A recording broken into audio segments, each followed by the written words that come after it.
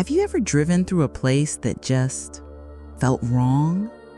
Not because of the people, not because of anything you could see, but something in your gut told you to keep going and don't look back? That's what Graymore, Illinois feels like. It's a tiny town in the middle of nowhere. Population, maybe 200 if you count the dogs. It's got one gas station, 2 churches, and miles of farmland. The kind that makes you feel like you're being watched, even in daylight. Now, back in the 90s, Graymore was just a sleepy little farming community. But in 1993, something happened that changed the town for good. There was this family, the Delaney's. Nice folks, ran a big corn and cattle farm at the edge of town. People liked them, trusted them. Then, one night, they just disappeared. House unlocked, dinner half-eaten, cows still mooing in the barn. No struggle, no note, no witnesses, just gone.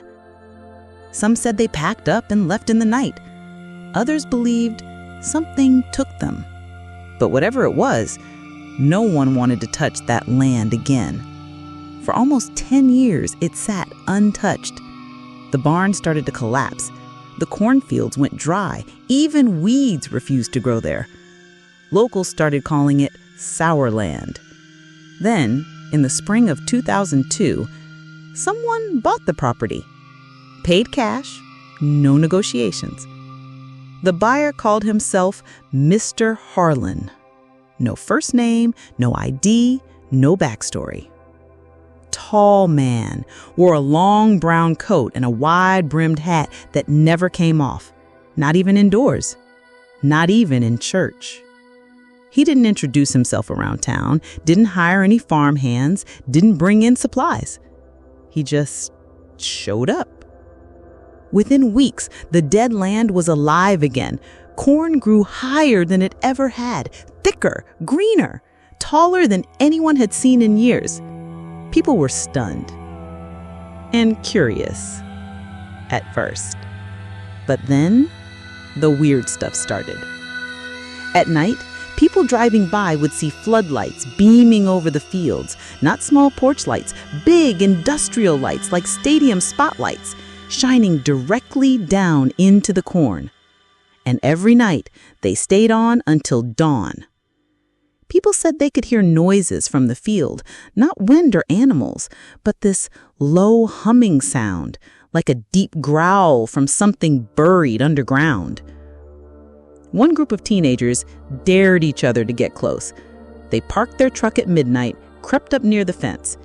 They saw Harlan standing in the middle of the corn, completely still. His arms were stretched out like a scarecrow. And behind him, the corn moved. Not swayed, not rustled, moved, like something big was crawling underneath it, following him. The teens ran, but their truck wouldn't start until sunrise. And when they finally got it going, there were scratches all over the undercarriage, like something had tried to pull them back. But hey, maybe it was just raccoons, right? That's what they told themselves, those teens who saw Harlan out in the cornfield. They laughed it off, made jokes, told everyone it was probably a prank. But none of them ever went back. One of the boys, Eli Parsons, quit school 2 weeks later, started sleeping in the basement, said he couldn't handle windows anymore, said every time he looked outside at night, something looked back. Meanwhile, Harlan's farm just kept growing. More corn, more cows, more land somehow. People whispered that he was buying up empty properties around Graymore, but no one saw the transactions. No real estate agents, no legal papers, just signs appearing overnight, property of Harlan Farms. But the strange thing, no one ever saw him harvesting. The corn just vanished at the end of every season. The cattle were never sold, never butchered, never seen leaving the farm. And yet the farm thrived.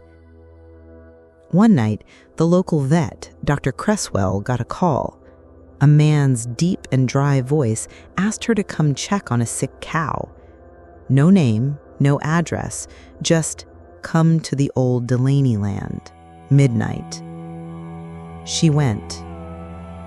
She shouldn't have. The next morning, her truck was found halfway down the main road, engines still running, lights on, door wide open. No sign of her. Except for one thing. On the passenger seat was a burlapped feed bag, tied shut, filled with teeth. Human, animal, some too small to be either. That's when people started putting it together. Harlan didn't sleep. Not once. Not ever.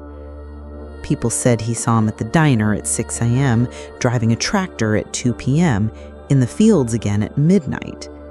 Always moving. Some said he didn't even blink. Eli Parsons, the scared kid, he finally cracked. He started live streaming from his basement, yelling about roots that don't belong in soil and bones that still whisper. His final post? A short video, 4 seconds long. Just Eli staring into the camera, whispering, "He's not feeding the crops, he's planting them." Then, the lights behind him flickered, and the video cut to black. Nobody's seen him since. After that video, no one heard from Eli again. At first, people assumed he'd run off, maybe to escape his own paranoia. But then his basement flooded during a spring storm, and when the rescue crew came to check, they found something strange. Not his body, not even signs of a struggle. Just the walls, scratched from the inside, like someone had tried to claw their way through concrete. The only word etched into the far wall, over and over again, was root. That's when people stopped pretending nothing was wrong with Graymore. Neighbors started locking their doors and their barns. Churches filled up again, not with faith, but with fear. And still, Harlan kept farming. Every day, every night. Same coat, same hat, no rest. Sometimes, folks would see him standing at the edge of town, just past the gas station, looking up at the sky. One time, a cop stopped to ask what he was doing. Harlan turned slowly, looked him dead in the eye, and said, "Waiting for the harvest." The officer laughed awkwardly, until Harlan added, "Not mine, yours." A week later, the officer quit the force and moved out of state. Didn't say goodbye to anyone. But the strangest thing, the cattle started going missing, one by one. Then the dogs, then children's pets. And then one night, a teenage girl vanished on her walk home from school. Her mom swore she heard something outside her window that night, a soft, steady hum. And in the morning, on the edge of her lawn, she found a single black feather nailed to a corn husk. That's when the town decided to act. A group of men got together, old farmers, preachers, even the mayor. They drove out to Harlan's land with torches, guns, and crosses. They never came back. But here's the part that still messes people up. The next day, the cornfield doubled in size. New rows, fresh stalks, healthy as ever. And at the very center of the field, someone spotted something from the road. A new scarecrow, wearing a brown coat and a wide-brimmed hat. It didn't move, didn't breathe, didn't blink. But people swear, sometimes, it smiles. And that humming, it never really stopped.